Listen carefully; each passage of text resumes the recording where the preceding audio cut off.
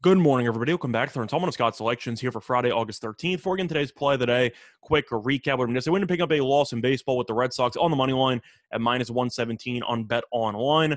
Red Sox were performing pretty well for the first 5 innings or so, was tied 1-1, and then Houck struggled and the bullpen fell apart. But at the end of the day, Boston only scored 1 run after scoring 20 the day prior. So Boston really got shelled, and not really any other way to put it. Happens. Look for a bounce back winner here on Friday. However, I didn't really like anything on the card, whether it involved preseason NFL football or baseball. So I'm going to be looking at a preseason game taking place on Saturday.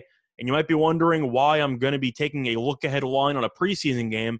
And it's because the line's already moving. I'm going to try to beat the serious line moving before it crosses over a key number or two. It's a matchup between the Browns and the Jaguars taking place on Saturday at around 7 p.m. Eastern time. And I like the Jaguars minus 2.5 at minus 110 on BetMGM. Now, at time recording of 1:47 a.m. Eastern time. Cover why I like the Jaguars in the spot. First of all, it's already available at minus 3 on DraftKings. I did shop around, saw BetOnline and FanDuel had a juice 2.5 at around minus 115 or so. So I expect this to probably close at around 3, maybe even 3.5. And you might be wondering, Cleveland's the much better team when everyone's playing than Jacksonville. So why is Jacksonville favored in this spot? And the answer is obvious. It's because Cleveland's benching a lot of guys and Jacksonville is not. Cleveland has already announced that most of its starters will not play in the preseason opener, including quarterback Baker Mayfield. Now, that means that Case Keenum and Kyle Lauletta are going to handle most, if not all, of the quarterback snaps.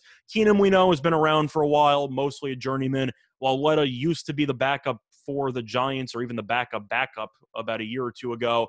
I'd say he's not great. He's okay, I guess. I've seen worse quarterbacks in preseason, but I don't exactly expect him to light it up against Jacksonville in the second half. Meanwhile, the Jaguars have a quarterback competition, quote-unquote, between Gardner Minshew and Trevor Lawrence. Now, whether or not you actually believe in the fact that there is a quarterback competition, it does mean that both quarterbacks will be playing in this matchup, which definitely bodes well for the Jaguars on the spread in this spot. Now, as for the actual amount that these two are going to play, it's still a little bit up in the air. I'm assuming that each of them should play about a quarter. Worst case scenario, at least one series. But even the backups for the Jaguars, I actually like in preseason. You have C.J. Beathard and Jake Luton as the other quarterbacks who should handle pretty much all of the second half snaps. Beathard has starting experience, ended up starting a couple of games with the 49ers, and Luton started a couple of games with the Jaguars last season. So I actually do like the experience angle from the Jaguars depth chart, especially quarterback 3 and quarterback 4. And I do think if you're going to be stacking him up against Lauletta, I do think the Jaguars have a pretty huge quarterback advantage in the final 30 minutes of this game. But you want to talk about another angle here, motivation. I already mentioned that Cleveland's benching everybody, and that's because of the fact that this team actually made the playoffs last year. They actually have things to play for. Jacksonville, though, does have the first ever professional head coaching game for Urban Meyer, their new head coach. I know it's preseason, but it's going to count to him. And I do think that he'll want to start off the Jaguars' tenure correctly by trying to get a victory in this preseason game, trying to get their best foot forward, trying to install a winning culture, whatever that means. But at the end of the day, I think the Jaguars should be pretty motivated for the spot at home.